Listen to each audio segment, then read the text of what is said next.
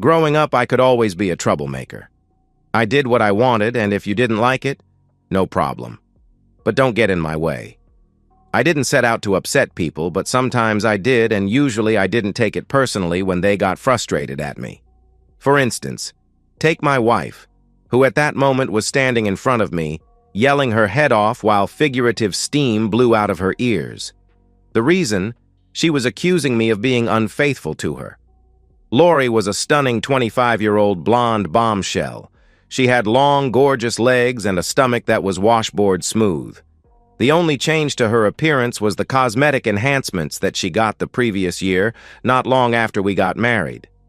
I, for one, loved her natural look, but she wanted to be larger, so over a couple of months she worked on me and eventually got her way. They were nicely shaped now, but she wasn't as sensitive as she once was. She was also pretty much traditional in private and didn't like to try new things. Lori and I met when I did a job for her father. He was a master builder, and I was wet behind the ears having just gotten my builder's license. Lori and I met, fell in love, and married. Bert enjoyed the fact that his little girl fell in love with a fellow chippy, and we were headed towards a big house, kids, and what should have been marital bliss. Ha, not really. As I mentioned, my wife was yelling at me, harsh words pouring out of her pretty lips as she punctuated every third word with cheater, and how could you, and every other sobbing comment that a wife uses when she finds out her husband has been seeing someone else. The fact that I wasn't too disturbed by her accusations incensed her even more. "Lori," I asked her when she was almost hyperventilating and pausing to take in more breath to continue berating me. "What makes you think I am being unfaithful to you? Did you see me with someone else?" I was calm compared to my wife, and when I raised my eyebrow in challenge and gave her a smirk, she went a bright shade of pink. "As I told you, I can be a jerk." While gasping for air due to her crimson appearance, she opened her phone and thrust it out at me. The phone had a picture on the screen. The picture was me at lunch with a woman that wasn't my wife.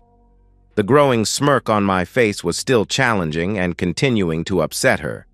I quickly took in everything on her phone screen and noted that it was an SMS from one of her friends, not something she had taken. "And?" I retorted in reply to the photo. "That is Jill, and we were having lunch." "Forget you, Tony," my wife spat at me. She flicked the screen, and the next picture showed me kissing Jill in more than a friendly fashion. "All right, I'll admit that pic could be taken the wrong way, but would you believe me if I told you?" I paused for effect and raised an eyebrow to match the smug grin on my face. "It's not what it looks like." Lori's eyes bulged at my comment, and she went from crimson to almost purple before she went deathly silent. She skimmed another picture, thrusting her arm out towards me, saying nothing. This time it showed Jill and I holding hands as we walked towards the elevator of the hotel where we were having lunch. I noted the picture was dated a different day. "Yeah, okay. That one is even more suggestive. But what do you think happened?" I asked.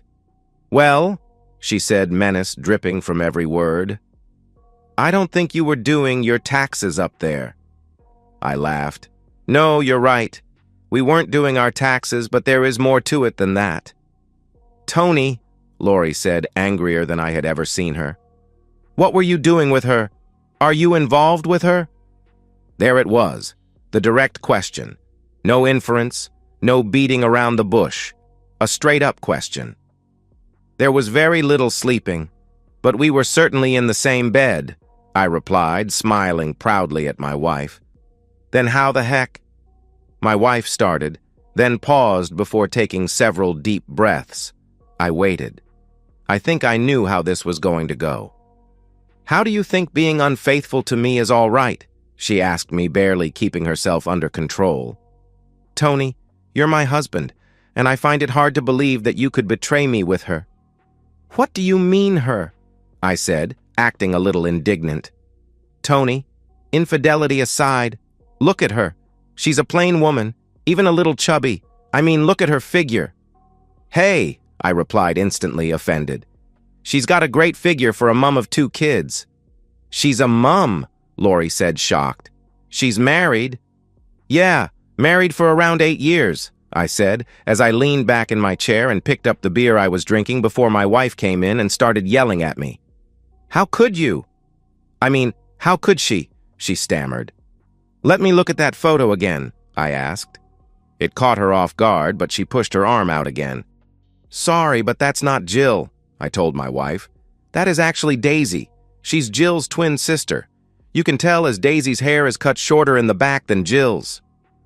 The goldfish look that Lori was giving me told me she had no words.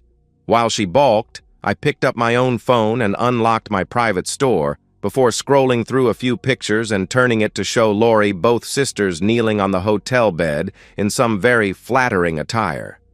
Both of them looked utterly stunning, and I smiled at the thought of what I had done with them later that same afternoon. Lori collapsed in a chair, tears now streaming down her face.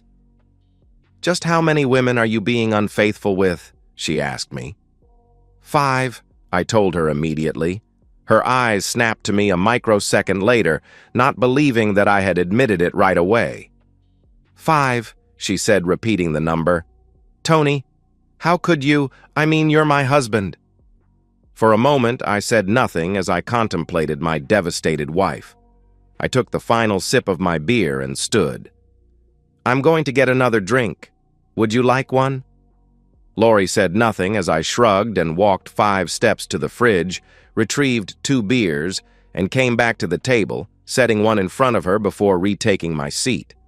Lori said nothing as she just stared at me. I sighed. Time to tell a story.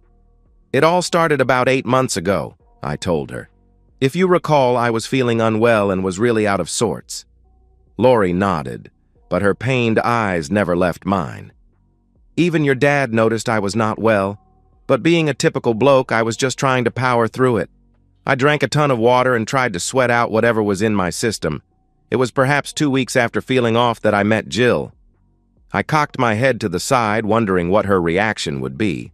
Lori did nothing but look at me, giving me the ultimate betrayed look. I had already admitted that I was being unfaithful to her with twin married sisters, so right now I was lower than dirt in her mind. I continued.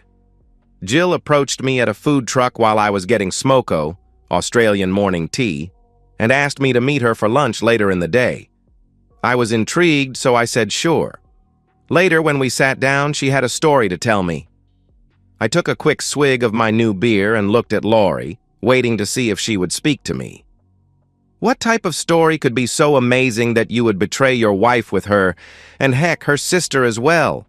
Lori asked in a very snarky tone. That is a really good question, I replied, tipping the neck of my beer towards my wife in acknowledgement, then took a second pull on my beer and gave her a winning smile before looking back at the bottle of beer in my hand. Great Northern, not a bad beer, I mused for a moment. Taking a breath, I once again cast my gaze on my distraught wife, narrowing my eyes, which took Lori aback just a little. What Jill told me is that she found out her husband of 8 years, along with her sister's husband and 3 other husbands in their group of friends, had been unfaithful to their wives for quite some time. So, Lori spat, trying to maintain her aggressive stance. Just because they're feeling betrayed gives them the rights to steal my husband and make him betray me? Well, yeah, kind of. Kind of, Lori replied, standing up, her voice rising again. Kind of, Tony. We're married. Doesn't that mean something to you? I nodded. Of course it did. Lori sat back down, her voice now a lot quieter. What do you mean it did? Ah, so she caught that. Well, I explained. Jill had pictures with her, videos on her phone, where the 5 wives banded together to get a PI to follow their husbands. What the PI found was interesting. The red glow on my wife's face was dissipating rapidly, retreating into a suddenly pale color. What the PI found was built around observation over a 6-week period, I told her in a deadpan tone. The 5 men were meeting twice a week at a questionable hotel on the outskirts of town where they would all be with one woman. I eyed my wife as I used the euphemism. She was now struggling to meet my eyes. Yeah, I kept on explaining. Apparently, they had been doing this for about 5 years, a year longer than before we met. Tony, Lori started to say, and I held up my hand. Let me finish, I told her. I will admit that I was shocked. I mean, they had been unfaithful to their wives for all this time, and they all had kids. What was worse from the report is the woman they were with was also absolutely down with it. She had to be since she was married herself. I mean, the pictures and the video were crystal clear as to what was happening and how they continually disparaged their spouses. Lori's eyes were now watering. I took yet another drink of my beer, which was now 2/3 gone, before continuing. So now, there I was, sitting at lunch with Jill, as she explained how the woman I loved had never been faithful to me while I was giving her everything I had. Anger, pain, anguish, and unworthiness were some of the emotions I had almost immediately. I mean, heavens, I thought we were going to have children together. But the woman I loved had knowingly and passionately enjoyed making me an unwitting victim for our entire relationship. I slammed my hand down on the table, making both bottles of beer jump as well as my wife.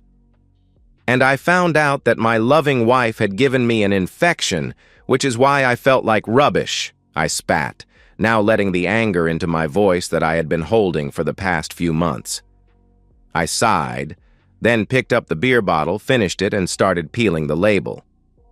Jill took me to a clinic, apparently. She had picked up something as well from her husband's escapades and sought treatment.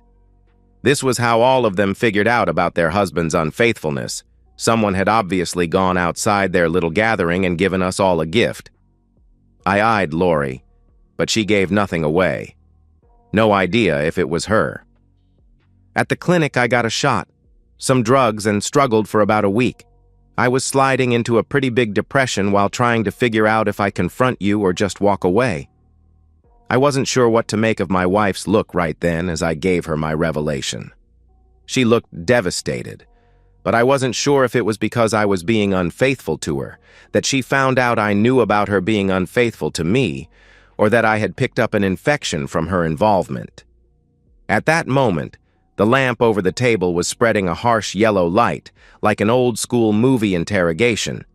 But it suited my mood as I explained everything to Lori as I continued peeling the label away from the beer bottle. A couple of weeks later, I was leaning towards just walking away when Jill asked me to meet with her again.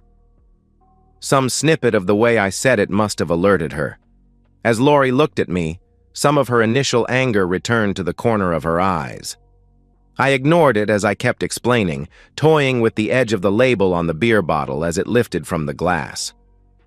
I ended up meeting with Jill, Daisy, and the 3 other women that were the wives of the men you were being unfaithful to me with.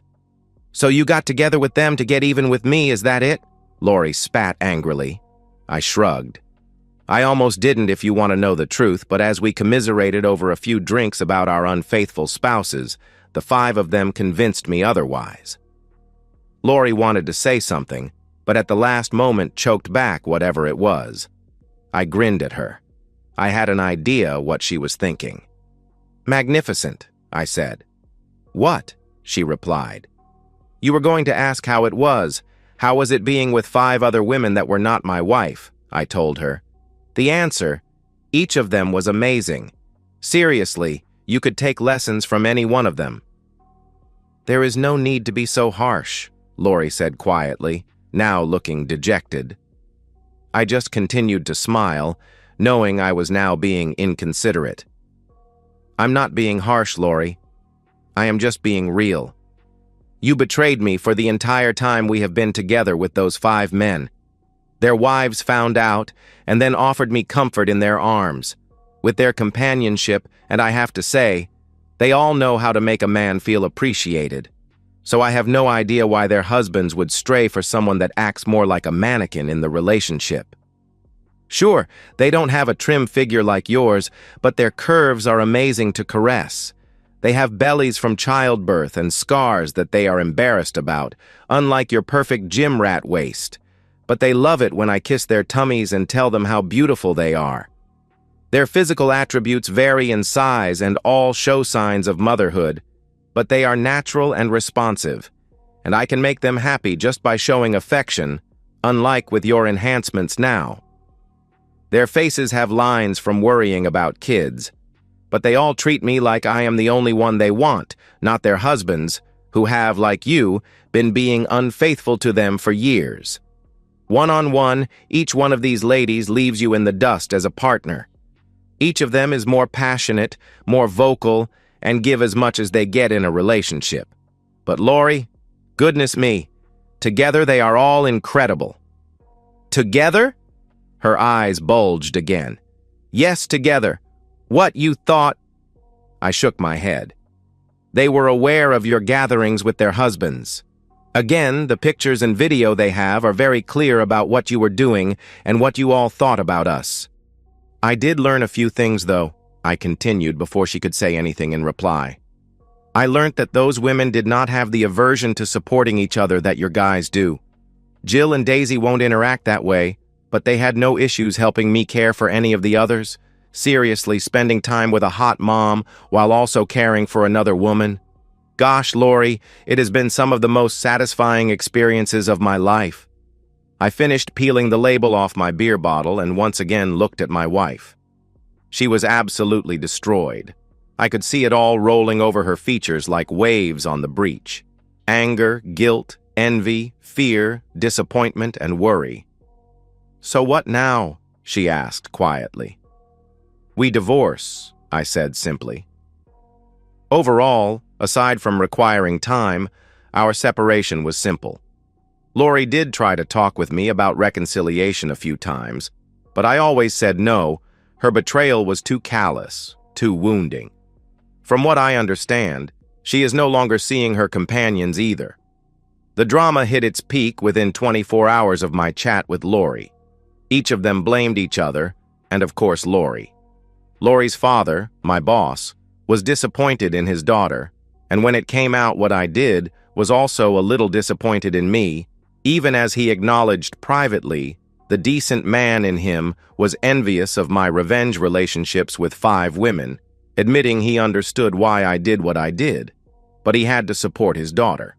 However, he was a good man, and he helped me line up work with one of his mates, wished me well, and we parted ways. And of course, you're wanting to know if I am still seeing 5 women. Easy answer, no. We took a hiatus for a couple of months when everything first blew up, then we did spend about 6 months spending time together a few times a week while all of our divorces went through. I don't think I spent time alone once during that entire time, sometimes 1 or 2 with me, sometimes more. But all good things come to an end, and one day I was round at Jill's with all the ladies and their kids. We were doing nothing but hanging out. I was helping the kids build a pillow fort while the mums were preparing lunch when Tracy showed up. She was the younger sister of Jill and Daisy. But one look at her and I was smitten, and everyone, kids included, knew it. For the rest of the afternoon, I was polite but stealing glances at her any time I thought I could get away with it. Tracy, for her part, was blushing and stealing her own chanced looks. It was perhaps 2 weeks later that Tracy and I started to formally date. She knew I had been spending time with her sisters as well as the other 3 women for revenge. She was apprehensive, but we had the talk, and Tracy insisted that any relationship between us was exclusive, fidelity paramount. After I agreed with no hesitation, she also spoke with the others about it, and aside from losing a companion, they were okay with giving me up so that Tracy and I had a chance. Our first time together, I think Tracy was trying to compete with her sisters. The next day, when Jill and Daisy saw me, they howled in laughter, commenting that I looked like a worn-out husk, while grinning and congratulating Tracy on picking up one heck of a man. These days, almost 3.5 years later, I still get overly affectionate hugs from my sisters-in-law or any of the other 3 women when we see them, but we never cross a line past a little innocent flirting. Tracy is pregnant with our second right now. Our daughter is her spitting image, and Auntie Jill and Auntie Daisy dote on my little Betsy like only a close family could. One evening, All three women came waltzing in the house, a whirlwind of shopping bags, baby things, and just general noise, of course. 6 children between them, including my daughter, didn't help the volume. I kissed my wife and daughter as we all ushered the kids into our lounge room for a movie. I then gave my sisters-in-law kisses on the cheek as they grinned at me. "What?" I said, looking at the Cheshire Cat grins they had on their faces.